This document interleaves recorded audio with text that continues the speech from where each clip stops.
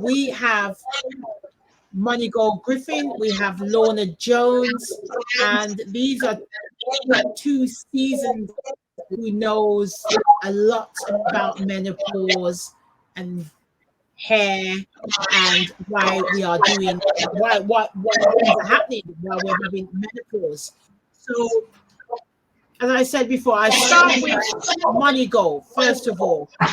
Monigho, you have basically when you're going through menopause, and tell the viewers your story of how you thought it was something else and when you realized menopause. Okay, yeah, thanks, Verona. So yeah, so I was just carrying on like anybody else. Um, no, very little. All I knew about menopause was hot flushes and maybe, your periods were going to end, and that was it. So when I started to become really forgetful, and it was taking longer for me to do stuff, I was running my own business. It was just taking longer for me to get tasks done. I'll be playing games, and then I'll forget what I was supposed to be doing, or who I was. And I was speaking to people, and then it's like I didn't know what I was talking about. I forgot what I was going to say next. Right. So I got really worried. And so I didn't want to alarm my family. So I thought I'm just going to keep on going for as long as possible because I'd self-diagnosed dementia, and then just tell them when I had to tell them. And so I was holding all of this, doing my best to cover up my forgetfulness, until one day, purely by chance accident, I discovered that this forgetfulness was not dementia, but it was actually a one of the 30 odd perimenopause symptoms. So me, like many other women, are Right. not aware of all the symptoms that are going on, that are happening. And we make decisions to like leave our jobs because we can't cope. You're not sleeping, you can't concentrate. And for some people, they leave their relationships, their partner gets on their nerves, and they don't know that the feelings that they're Yeah. having is due to hormones. It's not down to them, like as such. Well, like we was talking earlier, Mm. the menopause is part of the human being, a lady's human being structure. Like we have to go through this, just like Mm-hmm. how we went through puberty. And we have, for those of you who've got teenagers, and if you remember your puberty years, we didn't know what was going on. We was either just in our room, or our moods changed, all that. Mm-hmm. We went and that's kind of the first stage of changing. And that obviously happens to boys and young girls. um and well, menopause itself isn't the first stage, is it, Lorna? um of like going through the things that happen before, like that there's 3 or 4 stages. So there's premenopause, there's perimenopause, and there's menopause. So our bodies go through a lot of these symptoms before we get menopause. So I'm going to come to you in a minute, Lorna. I'm just going to go to Monigho again. So in Mm-hmm. depth, can you explain, Monigho, what what does our body go through before we actually hit menopause? And Mm-hmm. is the menopause itself the worst stage, or is it before, or is it just after? Yeah. Okay. Yeah. So it's interesting because many of us have heard the term menopause, but none of us have really, until very recently, we knew that there was a thing called perimenopause. So all the symptoms that we associate, that you might have seen your aunties go through, your mums, like the hot flushes, those are all signs of perimenopause. So menopause actually means the cessation of periods. So to so the end of periods. So to get to that stage of end of period, that that means that you've had to have 12 consecutive months of no periods. So once you've reached that Right. point, you can say that you're Right. in menopause. 24 hours after menopause, you can say you're postmenopausal. Yeah. So all the symptoms. So, for example, Right. earlier about brain fog, headaches, dizziness, hot flush, night sweats, low libido, um, low mood, um, stiff and aching bones, tingling in extremities, what you guys experts about, like with the hair, the effects it has on our hair, thinning, thinning, dry hair, dry skin.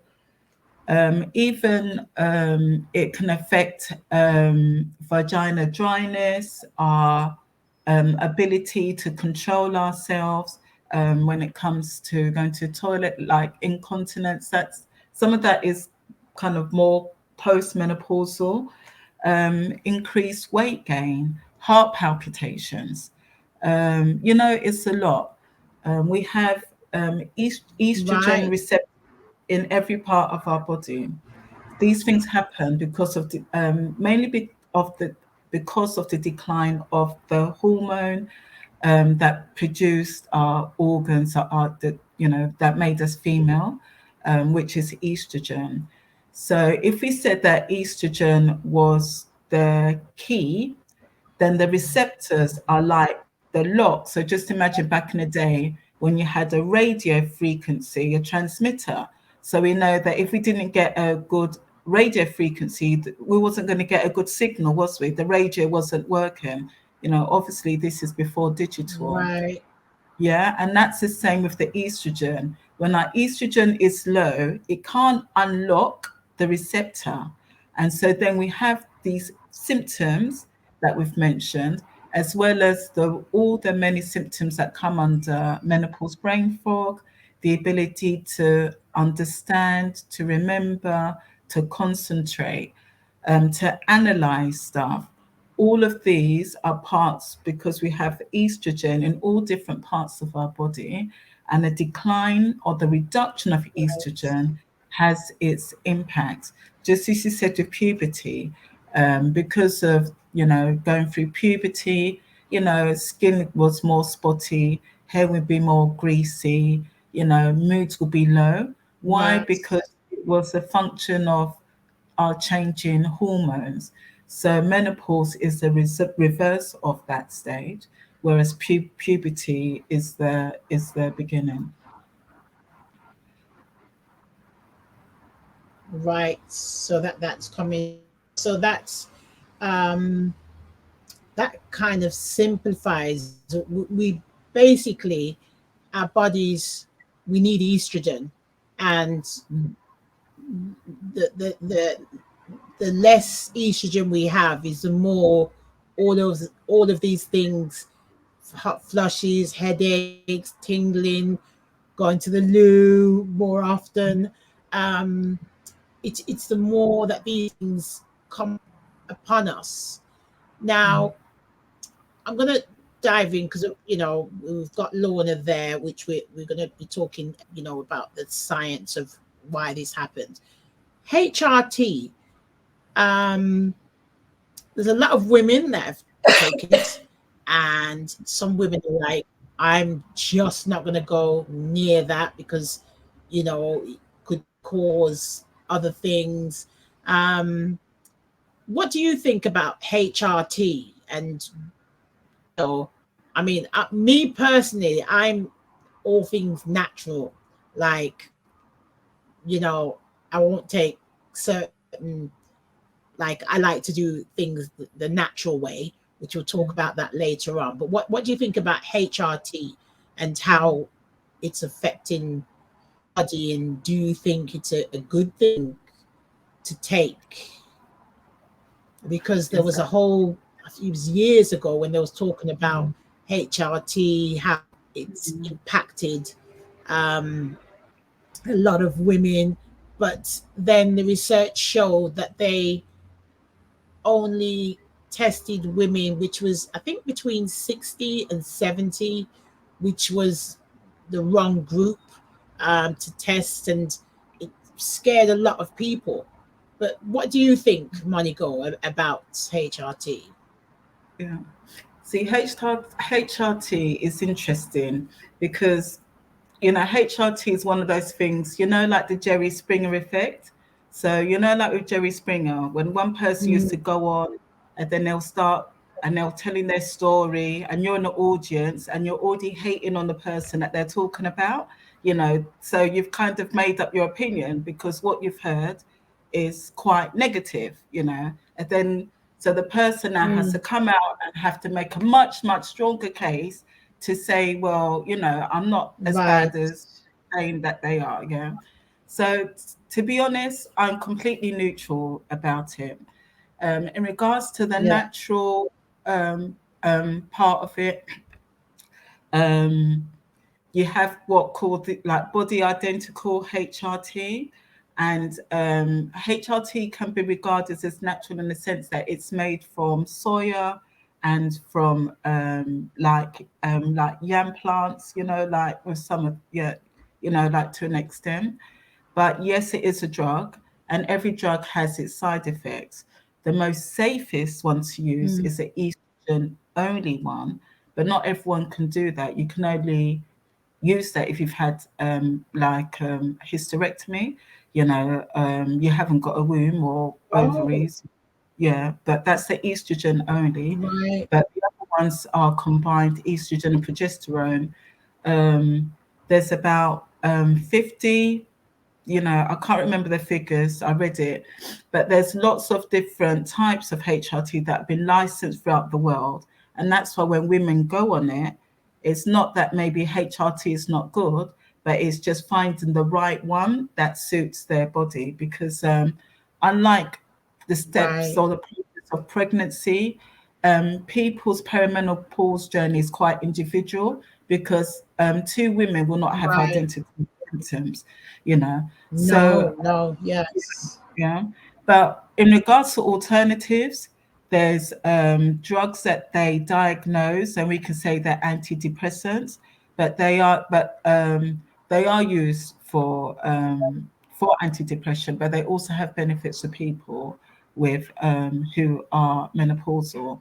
So there's drugs that doctors would diagnose for that, and then also. Yeah, and mm, go ahead. Yeah, no, and then also if you want to go down the natural route, um, food, as you've already kind of summarized, it's a reduction of estrogen that's in our bodies that's causing these issues. And there's things called phytoestrogens, which are plant estrogens in food that if we eat, it can help to increase our estrogen levels. So some people have had Oh, success. Yeah. Some people have had success with just soya milk. I had a soya milk challenge, 3 or 4 weeks ago. And, like I proved for myself, I mean, I'm a really fussy eater person, but now when you get to this age, you have to really view your nutrition as medicine. It's not just about taste buds anymore. Yeah.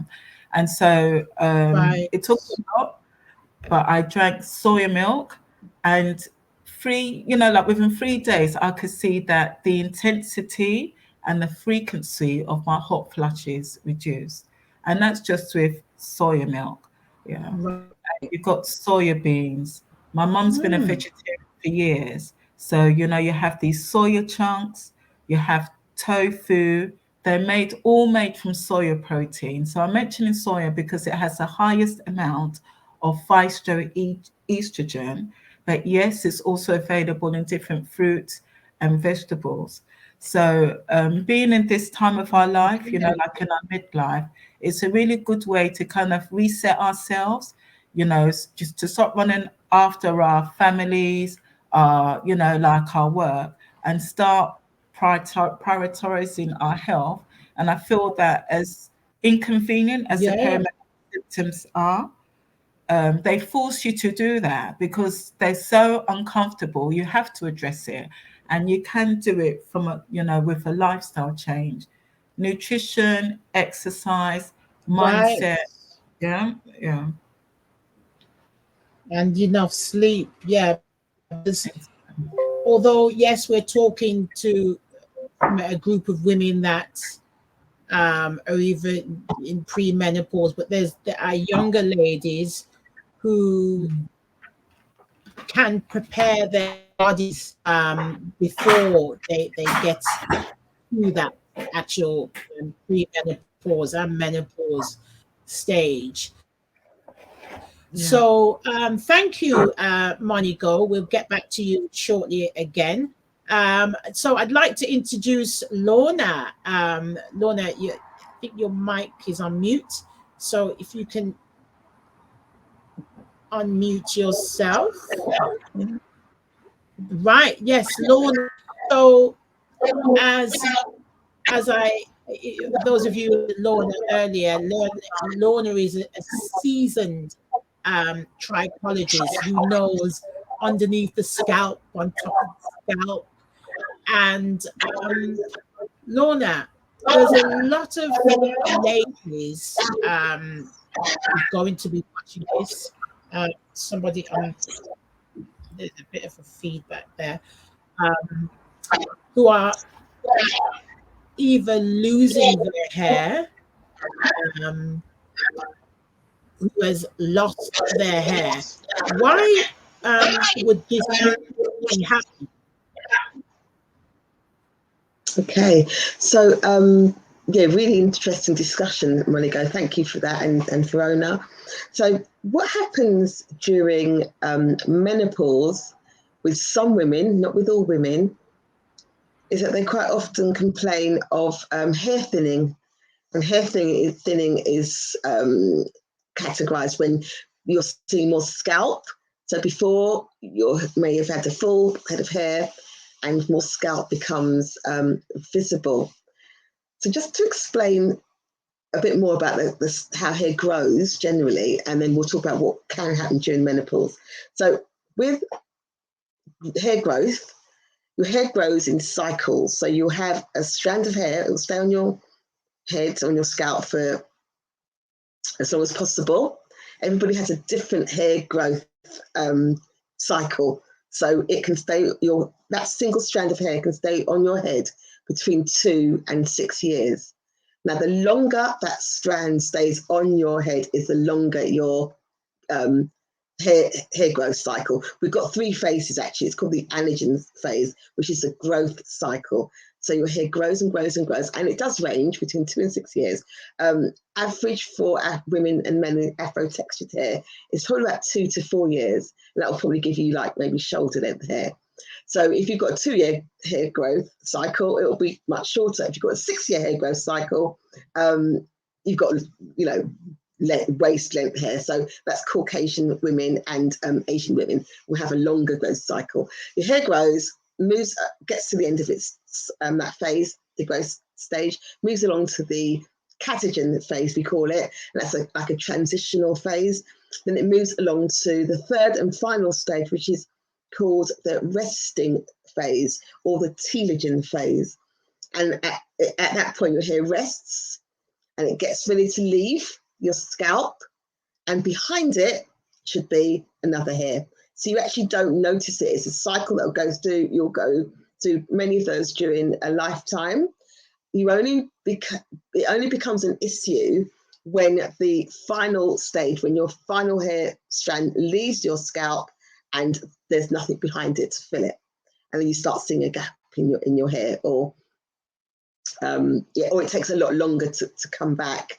So you lose 50 to 100 hairs every single day. You lose it in your combs, in your brushes, you lose it when you're washing your hair. So some women I know like to adopt what you call a protective style, where hair isn't manipulated as much.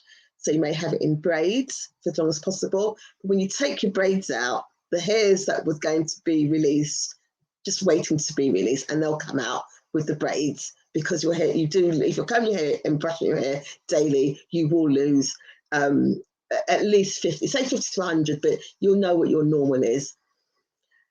In menopause, what happens is exactly as Verona has said, so your estrogen levels we start to reduce, and estrogen is your female hormone that gives you your female characteristics.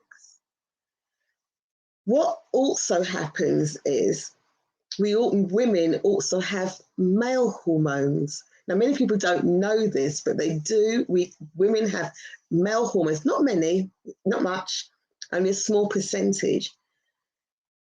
But the male hormones with the reduced female hormones, the reduced estrogen, can sometimes influence our hair, but it's determined by your genes. So there's two things happening. You have to have a genetic predisposition. So you inherit genes from your parents, the genes that, a genetic thing where sometimes you may find in your families, maybe the males have sus balls and the women thin. So you have to have the genes that are carried through your body, plus you have the reduced estrogen topped with the influence of the male hormones, can sometimes mean when your hair cycles through, when your new hair comes, it comes back thinner. That's what happens. So it comes back thinner, and it takes a lot longer to come back, and it comes back smaller. So if you can imagine, you've got a long strand of hair. I've got an image behind me. If you can see that long hair, when it comes back in the cycle, it's shorter and it's thinner. Mm-hmm. And that's what happens. Right. And you continue to cycle, and your hair becomes, or gives you the image that you're losing hair, but that's it, thin hair. Right. Goodness, so, that is it's information that we need to definitely know, because I think, this is what all women like, really, they just don't like this about their hair. So now we know what happens. I mean, when would you kind of know if you've got more male hormones? Is it, I often have like, I don't know if everybody have hairs on my chin, which I'm obsessed with. One grows every 6 months, and then, is that part of like being having male hormones? Because it will be. It absolutely will be, for sure, because remember, the testosterone, the male hormones that are produced, they do exactly that. You get all the male characteristics. You get the beards, won't you? You'll get the, right. Obviously, when they're adolescents, they'll get the deeper voices, which we don't get unless you've got too much male hormones. But the male hormones don't actually increase during menopause. It just means they have a greater influence. So if you think of the word menopause, that's, you really think about it. It's the male, it's the men, it's the hormones. It's in male. Bodies. Yes. That affects right, it. I'm not bitter, but it's almost like the male hormones have been in the background all of our lives. And the minute the estrogen goes on a decline, the male hormones think, well, here I am, because it's always been there, but it just means they get a chance to influence it. And that's the influence, along with the genes. So not every menopausal woman will find that their hair is thinning, and so there's less of it on the scalp and it's smaller. It comes back smaller, the hair strands. It has to be genetic. It's the two things, and we call it, actually, the term is female pattern hair loss, and you lose hair in the pattern, and it's widening of the parting. So if you normally part your hair down the middle, you look at it, that's your what you're passing, that seems to get wider. Yeah, it gets wider and wider. Yes, and the real technical term will be, we call it androgenetic alopecia. So androgens are the male hormones. So it's androgenetic. It's to do with the and yeah, that's the term. Men have it as well. So in a family, because men obviously have more testosterone, because the testosterone that gives you the male characteristics, they've got much more. So it's the change. What happens with the testosterone in men is that the testosterone gets converted in the body, and that can happen at any time, not just at menopause. It can start happening from late teens, early 20s. But with men, the testosterone gets converted to a more potent type of testosterone. It's actually called DHT, and men start to also thin, but they start to bald in a pattern. It's called male pattern baldness. That's what it's called, to the pattern. So the temples recede, and you start seeing it like an alcove at the back in a shape. And men will inherit these genes and will bald, but women will inherit the same genes. But because we don't have that as much testosterone as men, we thin. We will never go bald in the menopause. We would just have a thinner appearance of our hair. That's the genetic. Okay. Yeah. So I know there's a lot of ladies here. Some of that are on here, and they're suffering with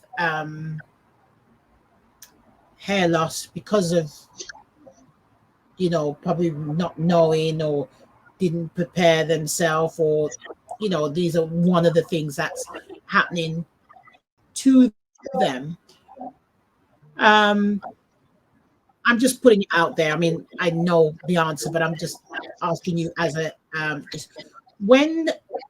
if someone has thinning hair, or the male pattern baldness has come, is there a way for them to get that hair back, or to actually grow it back? Because obviously, yes, we know the estrogen is going on and hormones. Just when you're pregnant, all of a sudden your hair might get really thick, and then once the baby reaches about 8-9 months, then it goes back to normal. In menopause, can the hair come back? Because I think this is the big question, ladies, that they want to know. So in terms of reversing the effects of menopause, there are some over-the-counter remedies that you can purchase. There are also so many different therapies now. It's not on the NHS, so anyone would have to go private. Because the hair follicles are still intact. Now, the hair follicles produces the hair.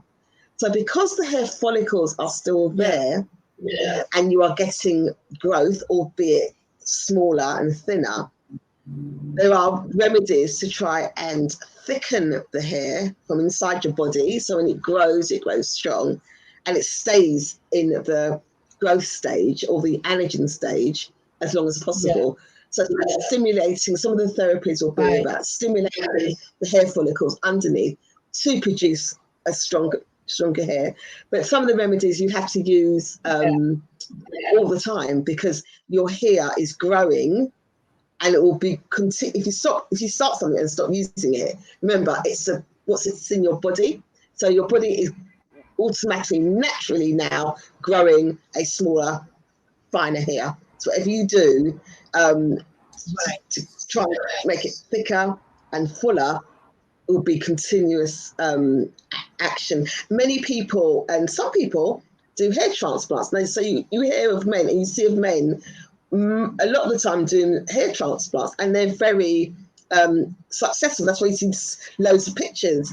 And women, they do a hair transplant, and that means transplanting the hair from the back of the head over to the front, because, as I said, it's called female pattern hair loss. You lose hair in a pattern. So normally at the back, it will be a lot thicker, but and at the front, where people quite often find that their hair is a lot thinner. So that's the ultimate remedy. Not everybody wants to go down that route, but in terms of that's the ultimate remedy. I think Monigho talked about phytoestrogen. But so because we're losing estrogen, if you can try and get the estrogen naturally through food, that's always going to help. That's a natural remedy. But yeah, there are different therapies, I mean, you've got PRP, but you have to go along to a clinic, and PRPs where they sort of take some blood out of your scalp, and they spin it, and they put back the bits that are going to really help your hair grow. That's PRP, platelet-rich plasma, so many different remedies. But as I said, it's the aim will be to try and produce a longer, thicker hair, because you still have the follicles, but they're just not producing the hair in the way that they produced it when we were a lot younger, and then we all had big, full heads of hair. Stuff that happen as we age. To some women, not all. Right. So the main thing is preparation. I mean, I am 53 now. I'd say I'm menopausal now. But like Monigho said, there's no two women the same. So one might lose their hair, the other one might not. I haven't gone through hot flushes only in the summer. That was a joke. Yeah. But I haven't gone through hot flushes, and a lot of the symptoms what my mum went through, I haven't gone through them. I could say yet, or haven't gone through them. The different things, and I think as you get older, there's like the fatigue. Everything's an effort.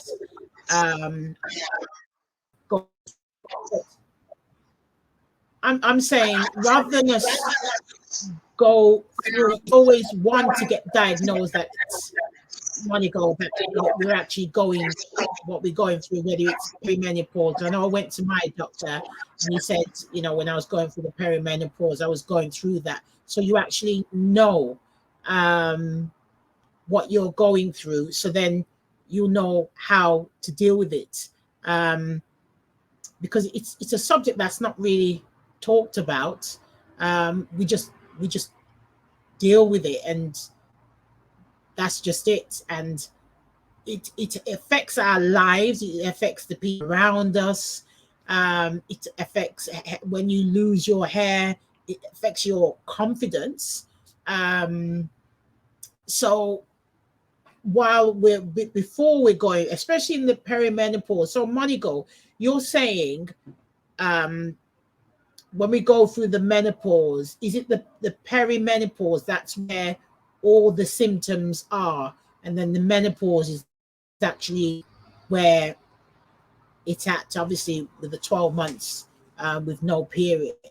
So when somebody's going through the perimenopause, what is that the worst time before and then the menopause is actually just the hot days, or, you know, how does it actually work in terms of women going through that?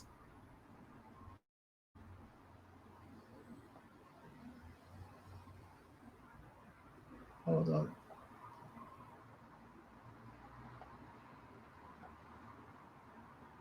Oh, sorry. Hold on. Hold on. You're on mute. You're on mute. Sorry. Oh goodness.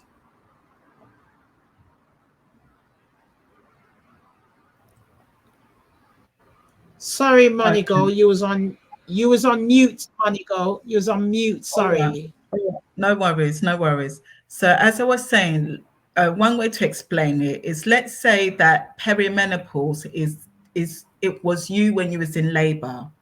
So I don't know if you've had any children, Lorna, but let's say you know, Lorna's period of labor is going to be different from yours. Yeah. So during that period, let's say, so perimenopause is labor that can last for X amount of hours. Yeah. But in reality, it lasts for years. And then menopause is when you've had the baby, it's all over. Yeah. That's menopause. And so, Right. yeah. So perimenopause, it can start from, the average age in the UK is 45. For women, like for Black women, they say it normally starts a couple of years earlier, you know, so let's say 43. And then it can last at the menopause average age of the end of this process, with all these symptoms that we've mentioned earlier that were all familiar. The average age is 51, but for some people, yes, I'm a year older than you, and I haven't still come to the end of the perimenopause. Yeah, so menopause is like, it's really is the end. Okay. Yeah, yeah. So So it's post-menopause, managing it in the premenopausal stores. in the perimenopause. So from the moment, sometimes we Perimenopause. don't know when we're in perimenopause, and it could be something really subtle. And I believe that the changes in our hair is one of those subtle differences. Like all of a sudden our hair seems to be thinner, like ponytail is thinner and we don't know why, you know. Those are kind of like the subtle Flat thinner. changes. Yeah. Yeah, yeah. The subtle changes that occurs in Okay. like perimenopause. Yeah. Yeah. So it's kind of noticing things, how our hair is performing, and obviously our age. And I'd just like to say, there's a mixed audience that's going to hear this, but what I'd say also about our hair products, um, and owning hair products myself, the ingredients in our hair products are things that contribute to kind of messing with our hormones. I'm going to get on to Lorna about that. The type of products that we use for hair, we need to know what the ingredients are. Obviously, we talk about sulfates and all these different things, but what we're finding now is that our young girls are going into puberty much earlier because of the so many ingredients that we use in and on our skin. We all know we cream our skin, but we just put just anything on our skin. The more natural our products, the better. I mean, as I said, I'm a naturalist, so I like to use it as natural as possible. So ingredients, we have to really be careful what we're adding on our hair, because that can send us into menopause early, into puberty early, because of these hormone triggers. So that's just what I wanted to say. of that. I'm going to go to some of our audience here. Verona Green is one of my members on Afro Hair Growth Challenge. She said, "What about stimulating the scalp, Lorna?"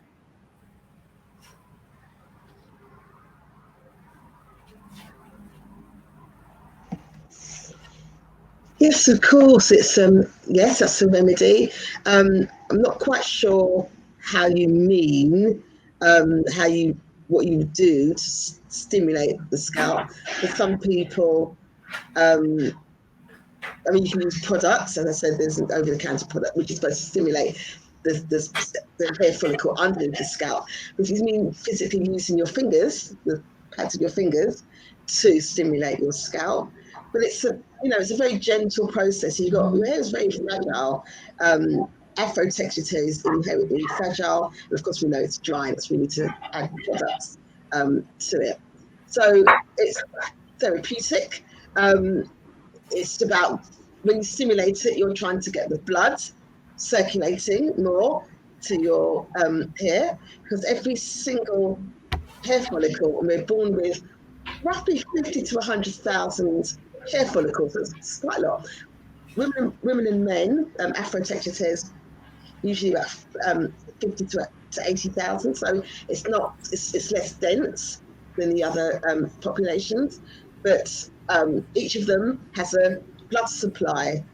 So stimulating it by massaging it gently, it's just about getting the blood supply, and of course, most importantly, it's a good blood supply. So most things will come back to food as well, because through your diet, you need to ensure that you're getting the right nutrients. You've got your macronutrients, your fats, your carbs, and your carbohydrates and your proteins. You've got your micronutrients, which are your vitamins and your minerals. So I'm just talking about vitamins. Hey, So it's important that you have a good, balanced, and varied right. diet, so that it gets digested in your blood. So that that's why food is important for many things in our body, because Okay. lots of things are good for information. So so basically, yeah. So apart from diet, I mean stimulation again, like Lorna says, the more blood goes to it, then it helps. Cool, but it's a combination of things. Okay, we go over to Yvonne Morrison. Hello, Yvonne Morrison. Can we use vitamins to help hair loss? Yes, you can, and it would all depend. So, I mean, there's so many things on the market. So, really pleased that people are here tonight, because you can just literally buy anything, and sometimes they make claims that this is going to grow your hair. Now, it's vitally important to ensure that you're not deficient in anything. So, I do say to people, if they are having hair loss, it's always worth getting your bloods checked on the NHS. It's entirely free. They do like an MOT Right. over 40, and they will check for various things, your iron levels, and of course we know if you're young in puberty and everything, you lose. If you've got heavy periods, then you're losing lots of iron every month, so you need to be able to make sure that's replenished. But as we get older, we're looking for things like zinc, which is particularly good, B12 in our blood. So these are the things that doctors won't generally check for, but we know these two things, and of course iron and everything else is vitally important to grow healthy hair. So that's where you start. You see, and obviously vitamin D. I mean, I will always tell everyone, vitamin D is a vitamin that we get from the sun. So we need it from sunlight. Yes. But with melanated skin, in the way that black men and women have melanin, it takes our skins a lot longer to make the vitamin D from the sun, because it's got to penetrate the skin.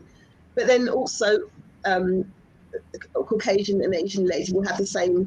Will have different problems, because when you apply sunscreen, the sun has to penetrate back to make the vitamin D. So we are a nation of vitamin D, Right. deficient, really, if you like. So quite often, again, you can get over the counter vitamin D, but you can get so many different strengths. I always like to get checked, ask people to go and get their vitamin D levels checked, and your doctor will say, or the pharmacist will say what strength to get. Yeah. Because if you're Then on you other know where medication, you're at. absolutely. If you're on other medication, they Okay. need to be All right. aware of. So right. Okay. So it's nearly 9 o'clock. I know Monigho has to go soon. Monigho, where can everybody? Because you're a menopause coach. Like I'm just totally on you right now. Where can everybody um find you? Because I know there's a lot of women that do follow you and it helps them so much. I mean, I've got a lot of questions to go through here, but I'm going to let you go. So, where are you on Instagram? Yeah. So on Instagram, I'm mon_menopause coach. I have a Right. Facebook. Okay. Yeah, I have a Facebook group called Perimenopause Warriors to Warriors. So it's a nice intimate Oh, group wow. and I Like that. share, Yeah. yeah, so share information, Mhm. practical information that I sign up to like British Menopause Society, International Menopause Society, so I get access to the information that is given to Right. GPs that they're supposed to tell us. Mhm. So it's scientific backed, like the information that I share. Okay. Um, and then also, I've got a link. I sent it to your WhatsApp, so I didn't send it to you earlier. Where anybody who's Yeah. interested in a free Sharing all ebook, that information. Yeah. yeah, I've got a free ebook with 6 tips to help manage perimenopause.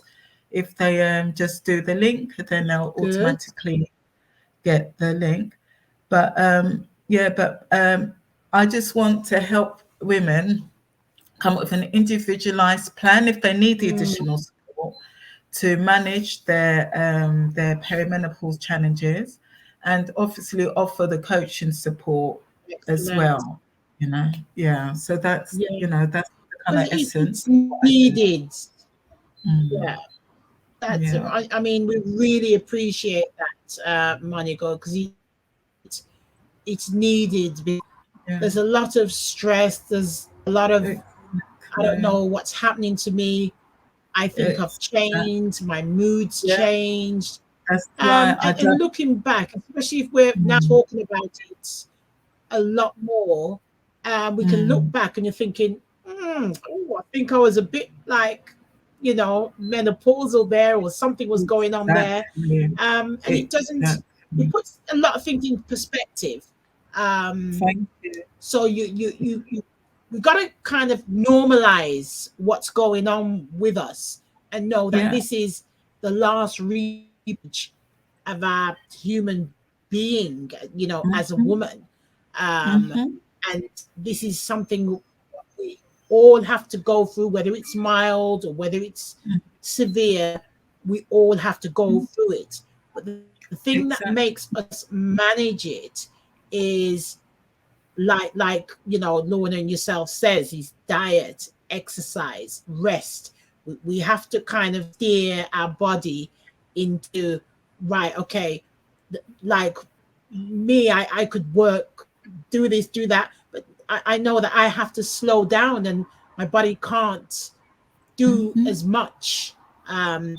exactly. So I know I have to rest and I have to eat better. One thing I've been taking a lot is CMOS. I CMOS, Mm-hmm, I think that's got a lot of nutrients in it. These are things like moringa, all of those things we need to really incorporate in our mm-hmm, daily nutrition.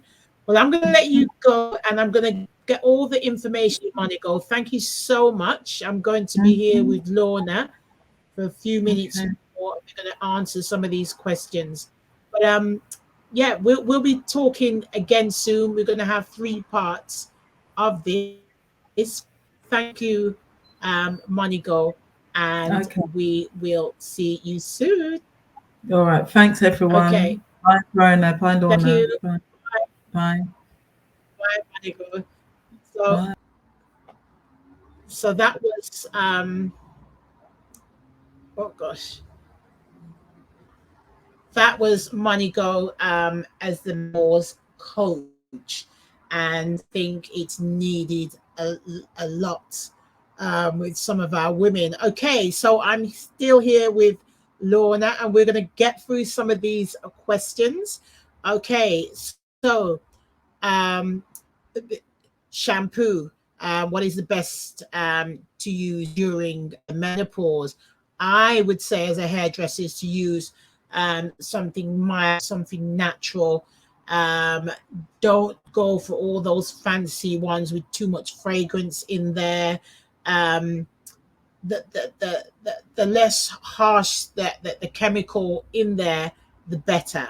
I've got a book, a DIY book out, and aloe vera is a great shampoo where you can basically cut an aloe vera up, put it in the in your blender. You can add a bit of peppermint, a bit of oil, and you have your shampoo there. So that's a good one to use as well. But the more mild the shampoo, the better. Okay, Verona Green. She said, "I plait my hair and I have not, and I've lost a lot. That way, there is way, and that way, is there a way to help it grow back?" What I'd say is braiding your hair, especially while it's weak, is a big no-no. Um, Not everybody knows the tension of how your hair should be braided, because the hair can only take so much weight. So try and stay away from braids. You said you've lost a lot of hair. Obviously, is it, we'd have to know a little bit more of how you lost it. Is it just through the braids, or was your hair weak before? Let us know a little bit more about that. But if your hair is weak, then don't go for things like braids on your hair. It's quite heavy on the hair. We've said that. We've gone through that. Let's go through. There's another.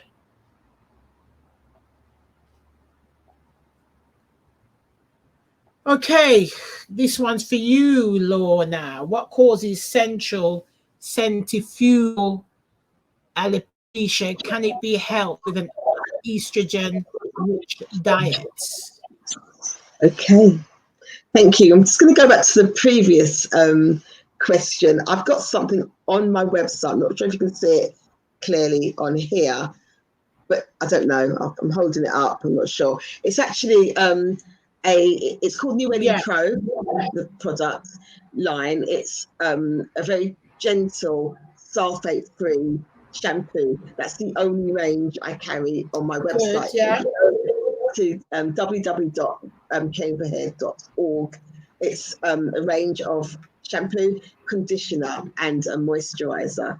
So, I mean, that's useful. Okay. Anytime. Obviously, if you're through menopausal, you're going to always want something that's going to be gentle and sulfate-free, no parabens. So that's that.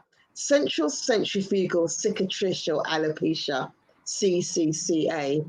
That's a very important type of hair loss that it's predominantly seen in Black women. In fact, it's just mostly Black women that have it. And it's on the rise in terms of perhaps there's more people coming forward. It's a central kind of hair loss that's found in the starts in the crown. Centrifugal means that it radiates outwards. So it starts in the middle and it moves outwards in a symmetrical pattern. Cicatricial means that it's what we call a scarring hair loss. So a scarring hair loss is where the follicles can no longer produce a hair. So every hair is produced from a follicle that's in your body that you can't see in your scalp. So once it's scarring, it means that the hair follicle has turned to scar tissue. It won't produce hair. Very different to what we're talking about tonight, which is menopausal hair loss, because the follicles are still there. They are producing hair, but the hair is finer and smaller every time it comes back in cycles. And alopecia is a fancy word for hair loss, CCCA. So CCCA is what we call an inflammatory type of hair loss. It's caused by inflammation in our bodies. Many illnesses are caused by inflammation.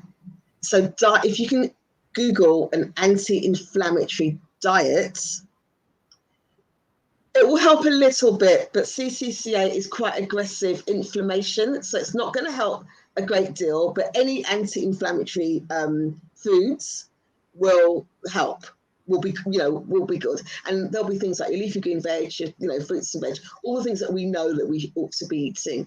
So I wouldn't necessarily have an anti-inflammatory. So reduce the inflammatory. Reduce inflammation in the body. Yeah, but we'll go deeper into that in another program. Yeah. Okay. Yvonne Morrison says,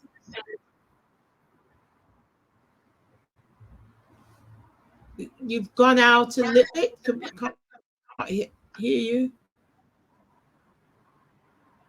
Can you repeat that?" Oh, can you hear me? I'm saying I've got a CCCA support group. So you'd have to go onto my website to get details of that. And we meet online every 3 months. Excellent. Brilliant. Okay. Yvonne Morrison says, "I find since I've been in my menopause, my hair is dry." And I think that's with a lot of women, that the hair does get dry. And that's, again, because of the estrogen. The estrogen seems like this central thing which controls a lot of things in our body. And having your hair dry, obviously that's again to do with the vitamins and all of that thing, what's gone from our body. So again, we have to incorporate the different vitamins within our diet, our supplements, having treatments on your hair. I find a lot with menopausal women that treatments are key to keeping your hair soft, and doing that periodically, like every 2 weeks, and also the products they're actually using on your hair.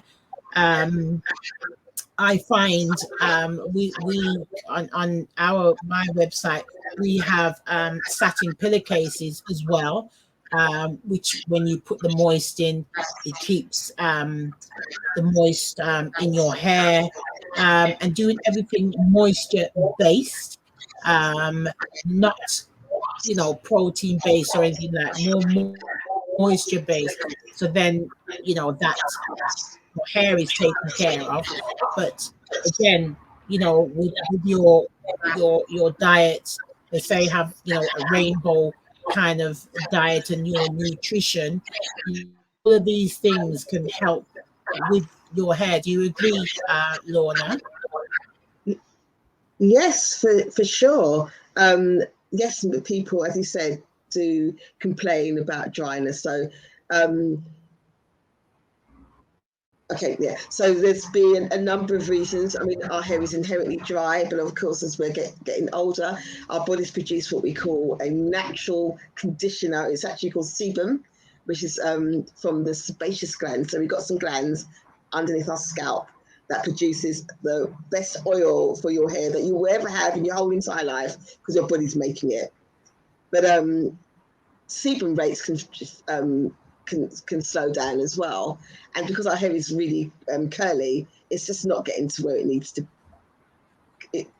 Getting to be where it needs to be. So with dry hair, it'll be hydration, drinking water. I mean, believe it or not, because of course the blood will feed our hair. It needs to be hydrated. Moisture on your hair as well, in terms of washing your hair frequently. Hair should be washed on average 7 to 10 days, if possible weekly, if not at the most 2 weeks, but certainly twice a month. Yeah, and for European straight hair, because we have some people who haven't got Afro hair who's watching this as well.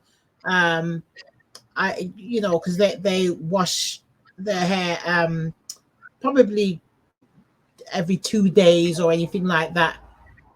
I think they should need a pre-treatment in their hair.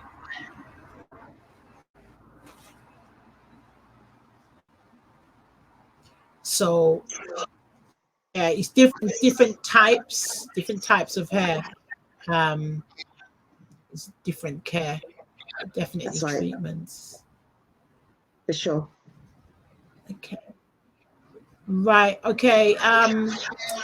Reading this, somebody said shocking figures on hair care products, and their experience is backed up by the new report, which finds Black adult women in the UK account for 10% of hair care spending, although they make up only 2% of the UK population. Multi-ethnic consumers spend 42 million a month on hair care, and yet it's still difficult to find affordable and accessible products. Yes, no, I totally agree. Knowledge is power. Knowing what's going on your hair, buying products from people who know exactly what's going into your products, who are passionate about what's going into your products, is key. I would say, obviously, yeah, times you might find that it's always affordable. Probably the more organic the product is more expensive the product is, but the more organic the product is, it lasts longer than a synthetic product. Just like Lorna was saying about her shampoos and conditioners, they're very old, and they've not got a lot of all those ingredients in there. So we have to kind of go for products that we know will, one, work, two, last. I know on Afro Hair Gold Challenge, we're very looking what ingredients are going into the product, so then it lasts longer. So you don't have to eat a lot. It's quite rich. So yeah, just investigating, knowing the product owner. I think if somebody's going to, even if it's not their product, they know a lot about the product, so that they know whether it's good for your hair type, if it's good for you while you're going through your menopause, before your menopause. Just in doing a lot of investigation rather than just going to the shop and just picking up something because the bottle will suit your body, smells good. Being ingredient and knowledgeable, even if you take a picture and find out what's in these ingredients, because again, I can't stress this enough, and this is why I wrote my book on DIY recipes for Curly Afro. There's certain things that we can do. We can do, as well as getting from Lorna, who, gosh, I'll sleep and I'll trust her with every product and thing that goes onto my hair. There's certain things that you also can do at home you know, with like aloe vera, with shea butter, with castor oil. Pumpkin seed oil is an excellent hair. I mean, in our next series, we're going to be doing some recipes to have it like you go to the local supermarket, or you go to a restaurant. You either have it ready made or you make it yourself, and it's possible. It's not that it's not that hard to do. But going to people, as I said, like Lord, who knows the science, uh, what's going on with your hair while you're going through menopause. So, right, okay, deeper and say the cycle is alive or it's not alive, and she can treat you and actually guide you through, like going perimenopause and through menopause, and then you know you go and you know you have to treat this really serious. Then you minimize, you know, that the amount of hair that you're losing, and you know you're taking extra special care, because when you lose your hair, you lose your confidence, and you know a lot of us, you know, lose hair because we don't. Sometimes we're just ignorant to the fact that, oh, we're just losing our hair because I've just had a tight hairstyle or whatever, but not knowing that it's internal. And you know we can't always say that, oh, my mom didn't have hair loss, or my sisters didn't have hair loss. You might be the one that's just had that hair loss, and all because something that you didn't do in that period, like Monigho says, in the menopause stage. So we have to really know what we're doing in terms of products and caring for I think let's see, so a lot of people are saying that there's yeah, we're talking about, I mean, obviously we're talking about hair, but yes, we know about the weight gain, the belly, all of it. I think we need to get a doctor to find out what you know you can do. Again, it's for diet and exercise. So Lorna, so there's during when we're talking about hair, in terms of this, and I'm going to go through some of the vitamins and what you know you can eat. So, what would you suggest? You know that they eat during the menopause for their hair. So I know, like, there's like lots of leafy green things that we need for iron, for the hair.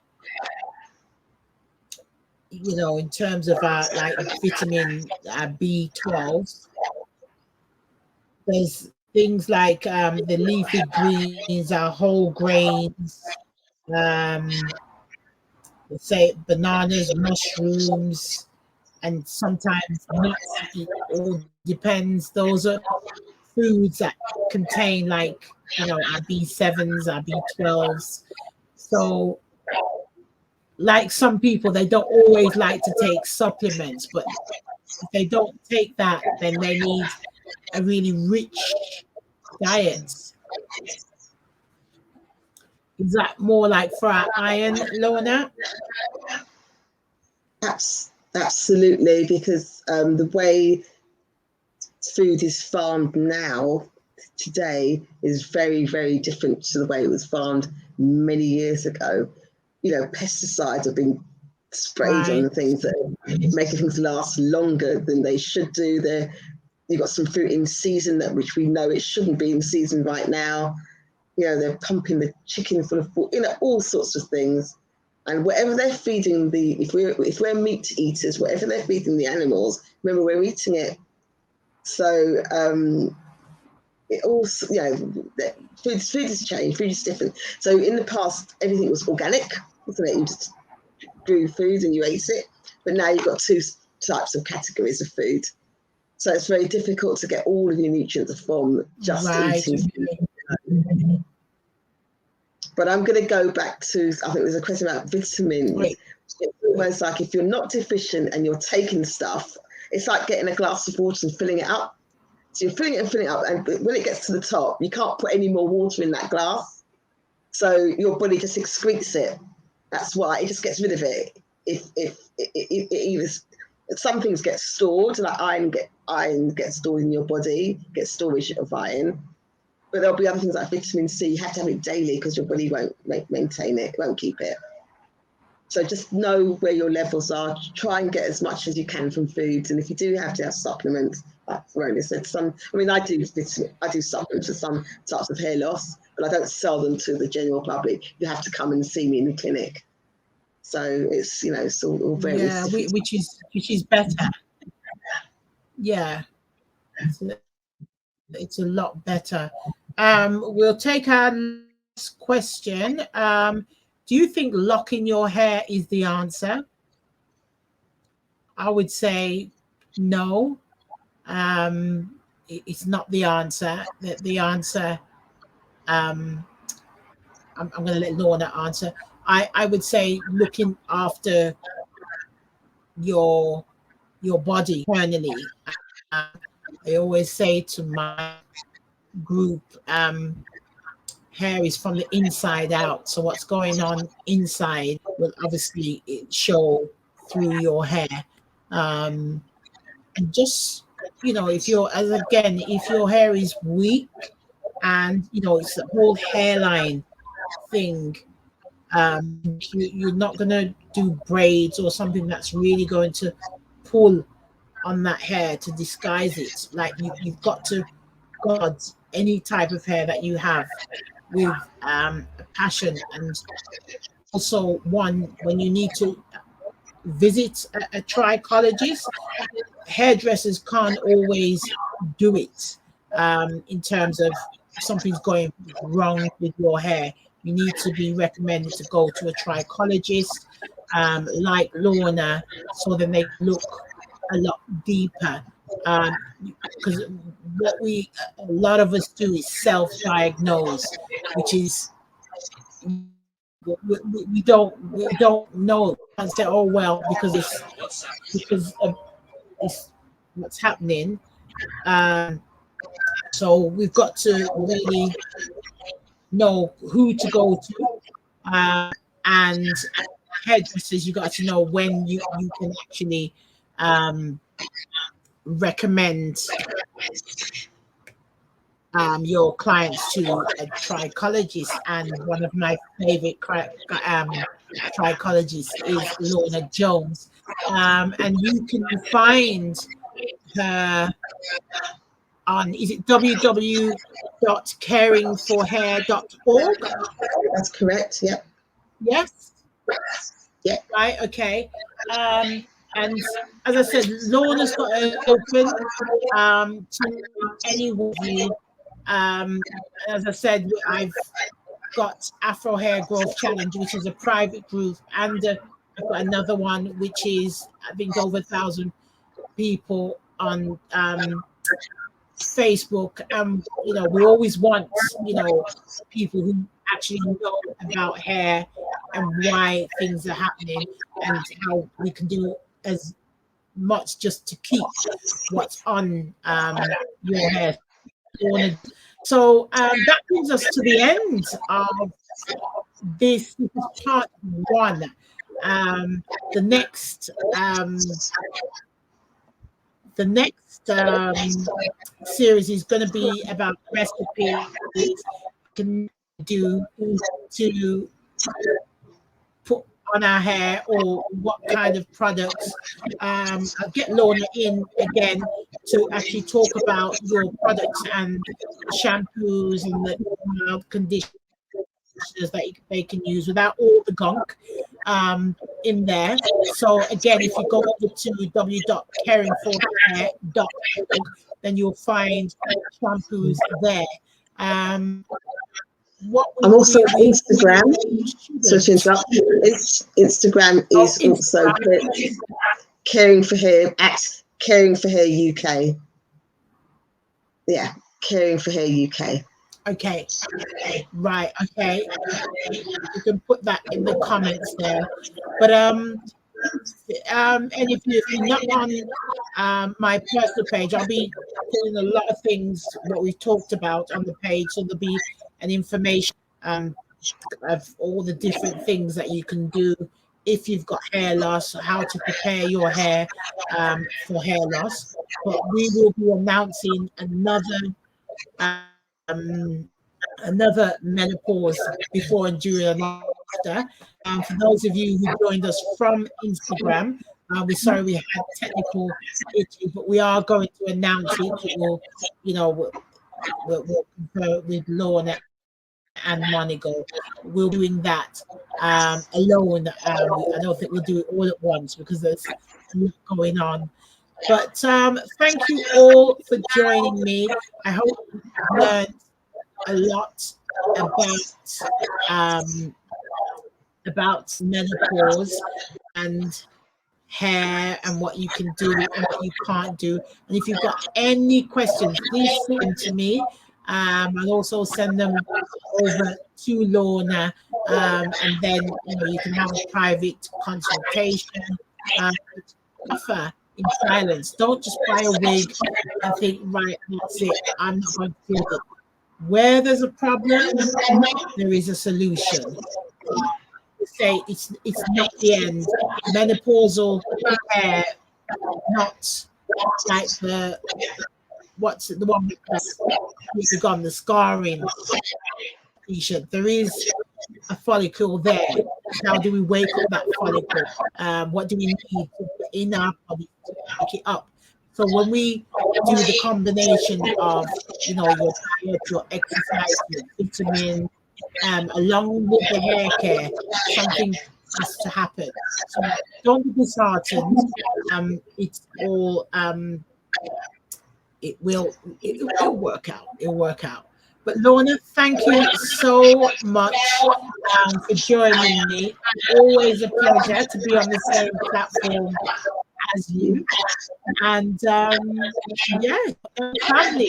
As I said on my private page, we have nearly 8,000 members on there, and you are family. So thank you so much, and thank you to everybody that's joined. And I will see you soon. Okay, thank you. Bye. Thank you very much. Thank you, Kay. Goodbye. Thank you. Goodbye. Okay. Bye-bye. Bye.